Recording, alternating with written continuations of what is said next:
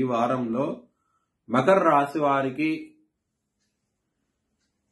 సప్తమ స్థానంలో గురువు గారు యోగిస్తున్నారు, తృతీయ స్థానంలో శని భగవానుడు యోగిస్తున్నారు, లాభస్థానంలో శుక్రుడు, కుజుడు, రవి మొత్తం 5 గ్రహాలు యోగిస్తున్నాయి.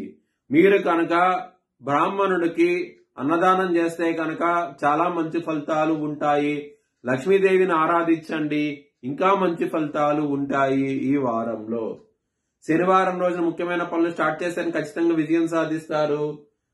మంగళవారం రోజున, గురువారం రోజున మాత్రం ముఖ్యమైన పనులు స్టార్ట్ చేయకండి. స్టార్ట్ చేసే వ్యతిరేక ఫలితాలు వస్తాయి.